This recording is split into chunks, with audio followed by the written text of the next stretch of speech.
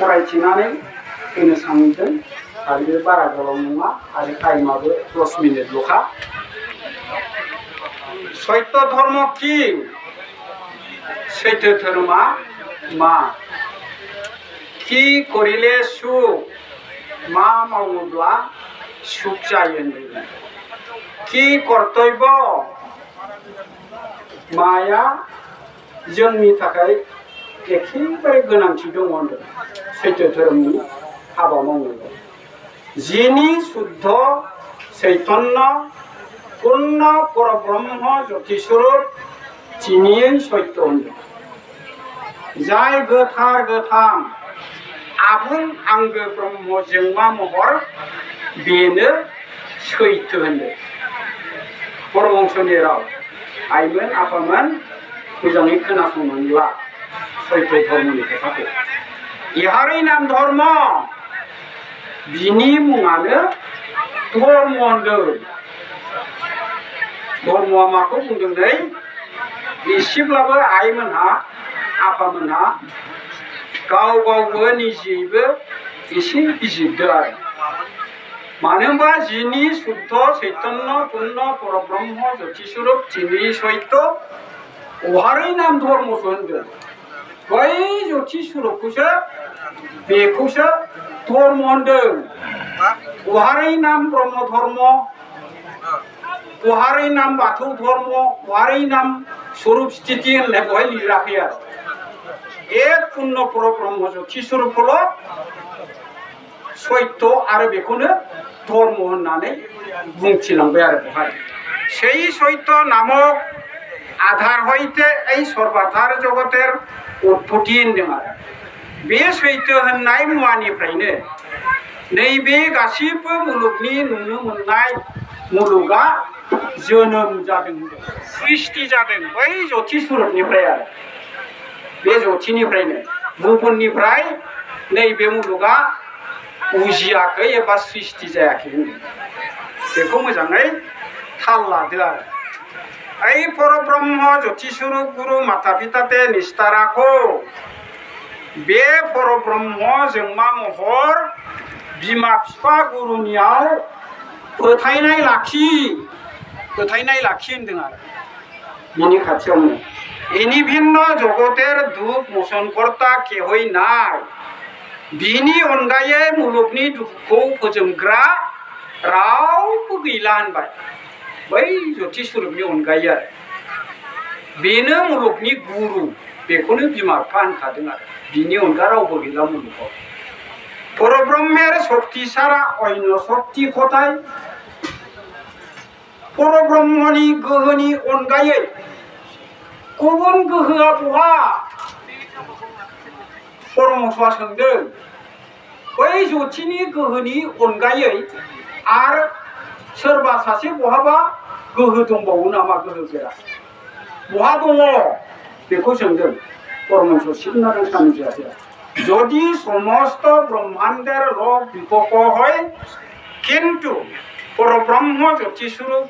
গুরুর কৃপা সহায় থাকে তাহা হইলে একটি রোমও বক্র হইতে পারে না। যদিহে गासैबो मुलुगनि मानसिफ्रा बेराफारसे ज' जाबाय आरो नाथाय बै परब्रह्म ज्योति स्वरूपनि जदिहे एसेबो जुदि सहाय मोनाब्ला होमब्ला नोङो मा होनबाय बहाय खोमोन दोंसेखौनो खेंख्रा खालामनो हाया होनदों। नोंसोरो जों गासिबखौबो होनदों आरो जेनेबा मुलुगनि मानसियानो बेराफारसे ज' जाबाय परब्रह्मआ फारसेथिं जाबाय नैबे खोथाखौ बुंदों आरो नोंसोरो गासिबो लोगो नांनानैबो खोमोन दोंसेखौनो खेंख्रा खालामनो हानाय गोहोआ नोंस्रा गैया होनदों। बिसिसिम बुंहैदों आरो परमहंसआ যদি সমস্ত ব্রহ্মাণ্ডের লোক প্রসন্ন থাকে আর পরব্রহ্ম জ্যোতিস্বরূপ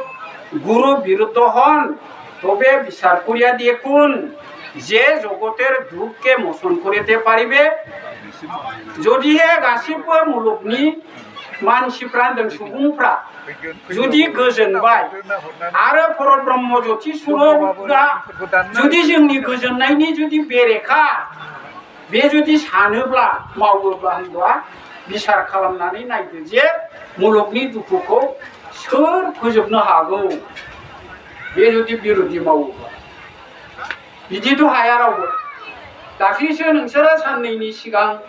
मास मोननैसोनि सिगां जेनेबा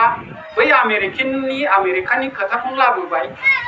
जेनेबा बे अर खामनाया बिराद एकदम आजां गाजां अर खामदों आरो खामबाय दानिया फ्लाइटजों दै रोगा रोगा खोमोरनो नाजादों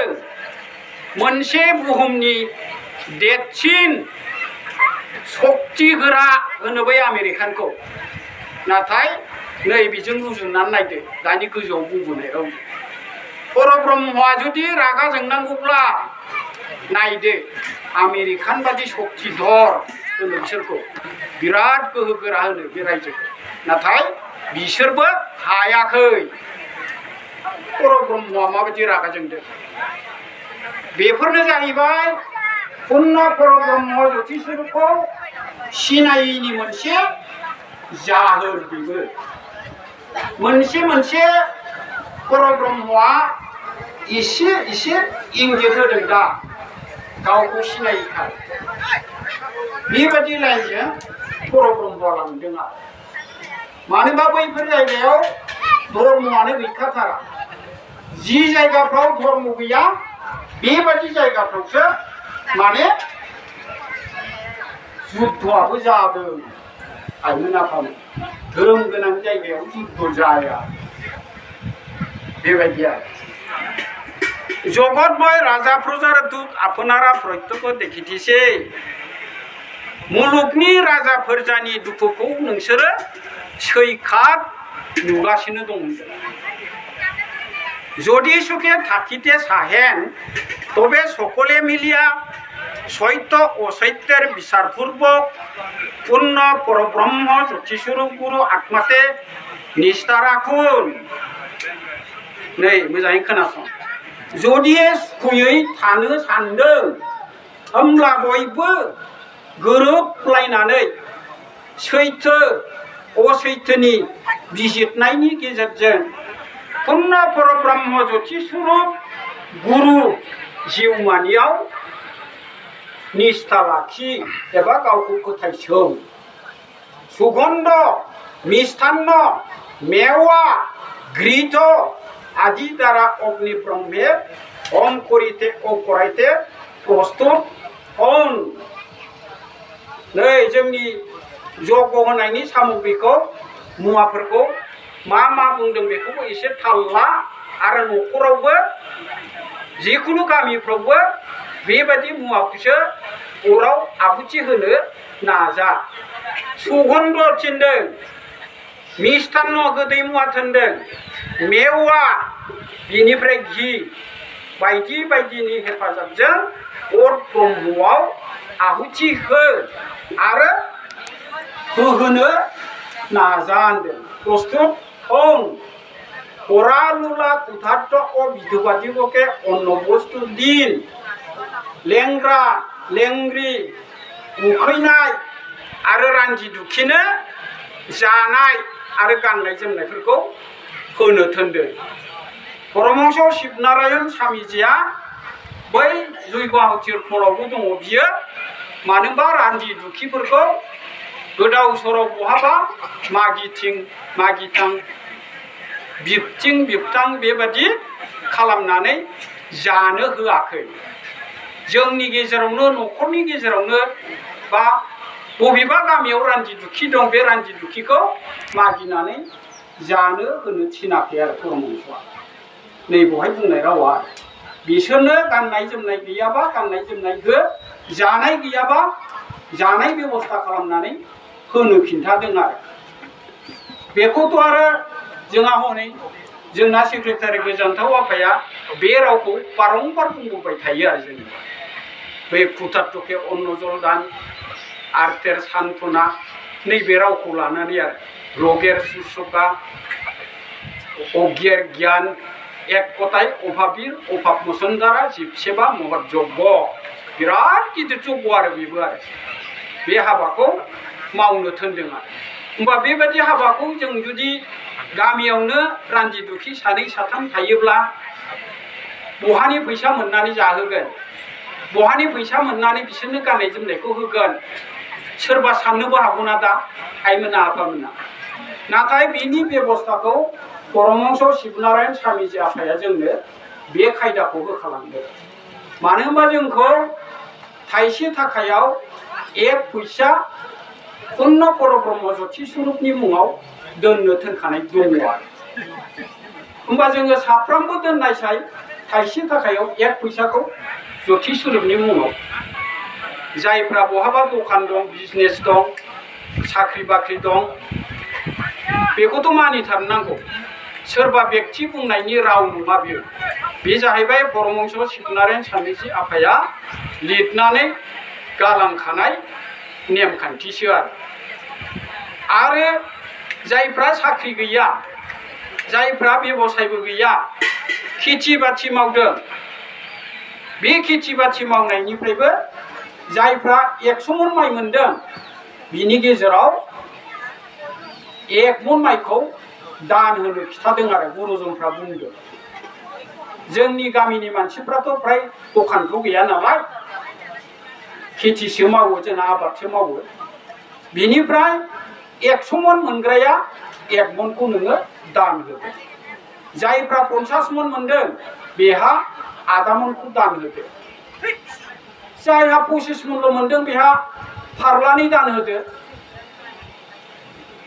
जायहा 12.5 मनल' मोनदोंमोन बेहा फारलासे दान होदो 12.5 मन माइ मोनग्राया फारलासे इसोरनि नामै होनो हायैनि खोथायानो गैया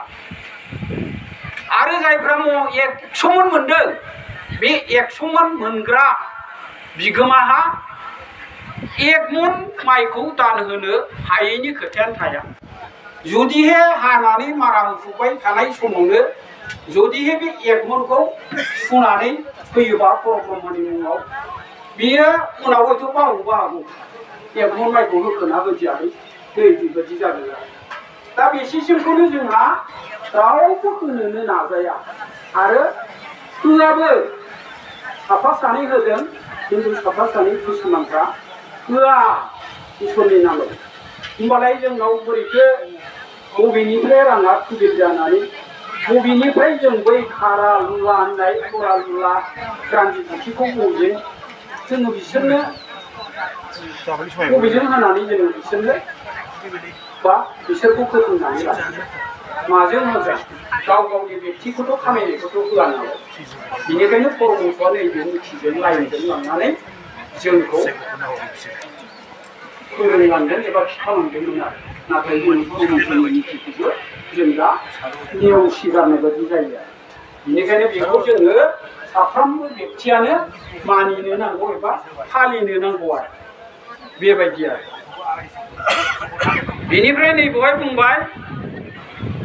क्षुधार्त के अन्न पिपासार्त के जल वस्त्रहीन के वस्त्र विपन्न के सांत्वना निराश्रय के आश्रय अज्ञान के ज्ञानदानै कल्याण तो एसे गिबियावबो बुंलांबाय माखासेखौ रायखांजोबनाय जायाखैब्लाबो आरो शून्य कलसिते जल दिले कार्य হয় पूर्ण कलसिते जल ढालिले बाहिरे पुरिया नष्ट হয় शून्य जेनेबा बर'आव शून्यखौ लांदांखौनो होनगोन ना लाथिख' दैहुआव दै होयोब्ला खामानि जायो होनदों आरो जेरैहाय बे रान्थि दुखि गरिब गुन्द्रानो होनायाथ' खामानि जायो ओमफ्राय पूर्ण कलसिते जल ढालिले बाहिरे पुरिया नष्ट হয় सोरबा जुदि धन बायदिसिना दंखाजोबो बेनो जुदि नोङो धोनखौ होयोबा बेना बाहेरायावसो गोग्लैयो होननाय जादों बेबायदि मानसिनो होनो नाङा आरो जेनेबा भगवान श्रीकृष्ण বলিয়াছেন দরিদ্রান ভর কুন্তিয় বা প্রজেশ্বরে ধনম যে যুধিষ্ঠির তুমি দরিদ্র দিগকে পছন্দ করো ঈশ্বরবানকে ধন দান করিও না होनदों नै যুধিষ্ঠির नोङो गरिबफोरखौसो खांनाय बानाय खालाम जायफ्रा धन दंखायो थाखा फैसा माइ दै दंखायो बिसोरनो धन दान खालामनो नाङा सैथो बोलो सैथे सोलो सैथे मान सत्य करिया व्यवहार कार्य करो विद्या करो ও পড়াও সকলকে সমদৃষ্টিতে দেখো যে সকলেই আমার আত্মা ও পরমাত্মার स्वरूप जेब्लायबो जोंखौ सैथो बुंनो थिनदों दहाय बै आइ साथामसोआबो बे माखासे रावखौ एसे एसेब्लाबो बुंफोरदोंमोन दहाय सैथो बाथ्रा बुं सैथो लामाजों थाबाय सैथो मान हो सैथो बुंनानै बेबहार खामानि माव फराय बिद्या फराय आरो गुबुनखौबो फरायहो बयखौबो समान नोजोरजों नाय जाहाथे बयबो गावनिनो जिउ आंगो जिउमानिनो महरसे बेखौ जोङो साननो हानो नांगौ मानो होनबा मानसिजों मानसिल' नङा परमहंसनि बिजिरनाया गावनि जिउजों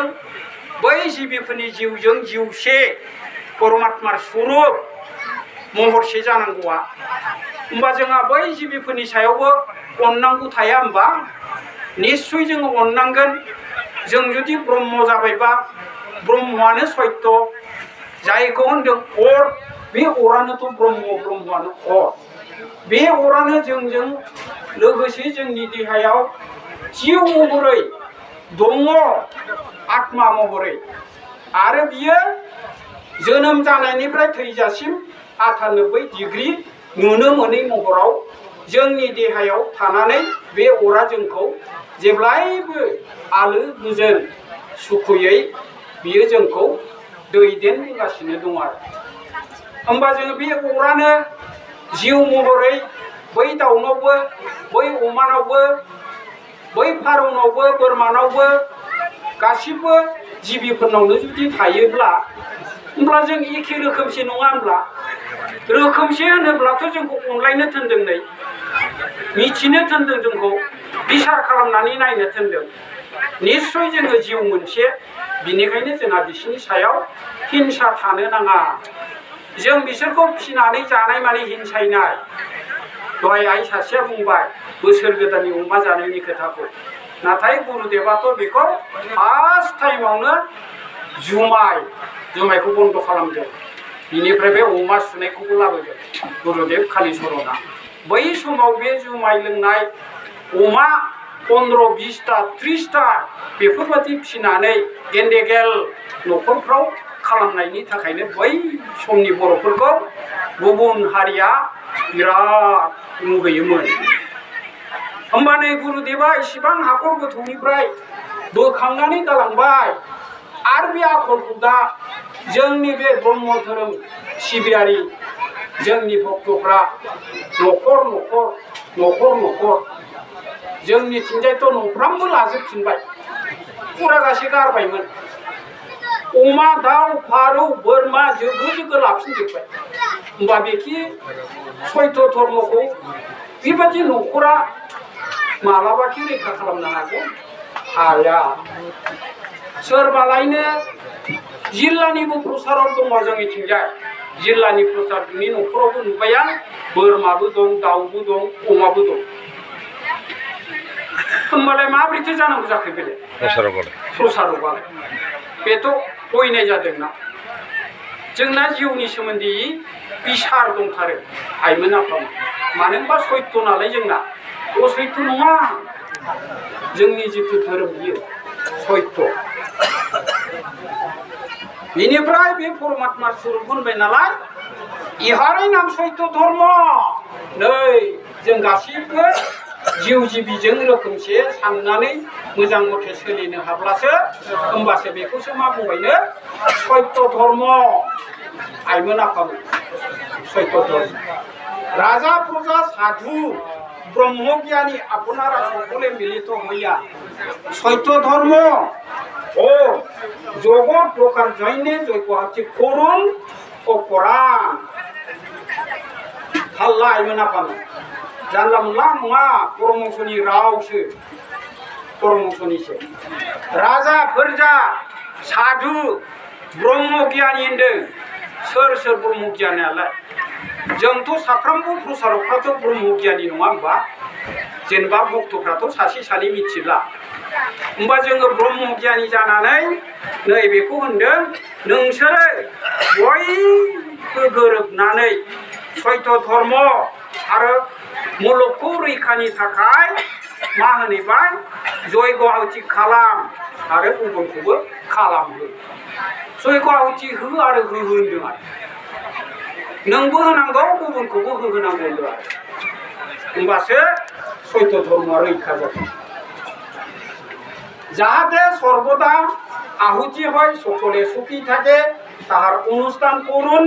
ও করান যাহাতে जेब्लाय नोंनि न'खराव गामियाव आहुति होयो एबा आहुति जायो जाहाथे बयबो सुखै थानो हायो संसारनि मानसिफ्रा बिनि फसंथान खालाम आरो गुबुनखौबो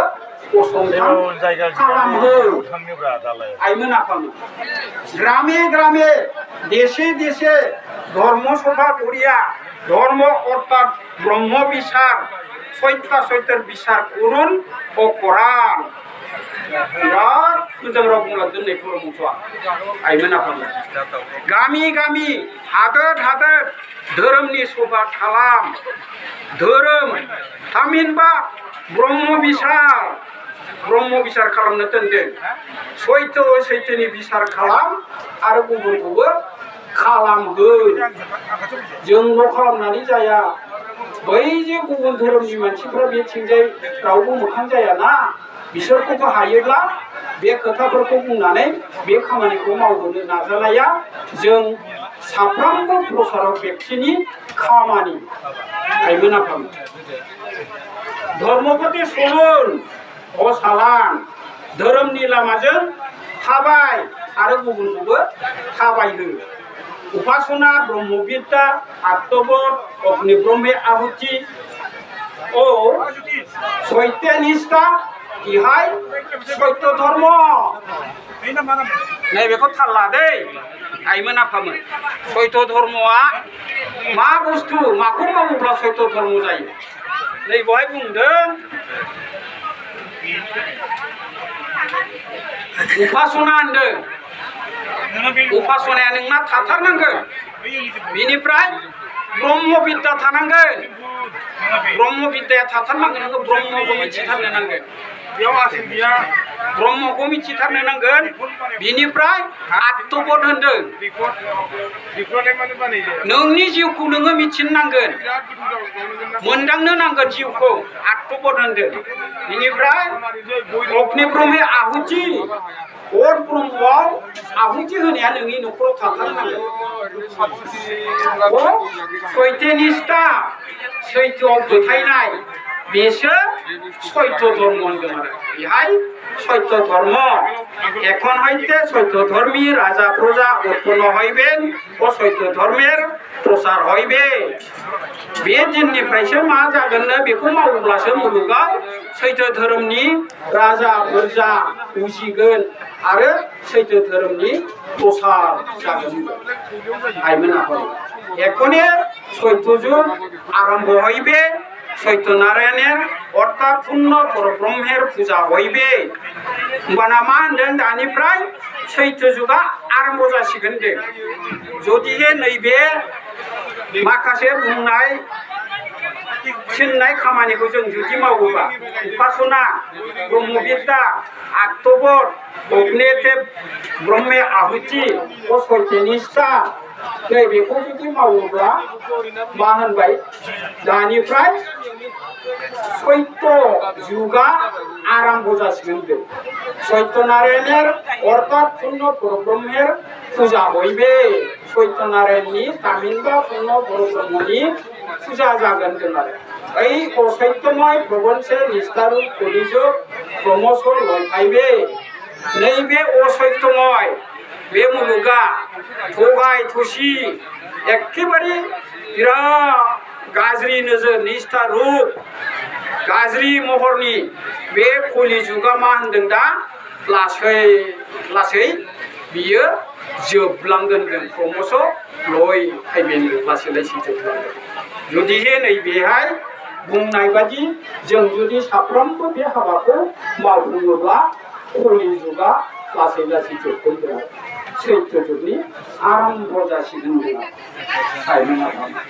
बेनिखायनो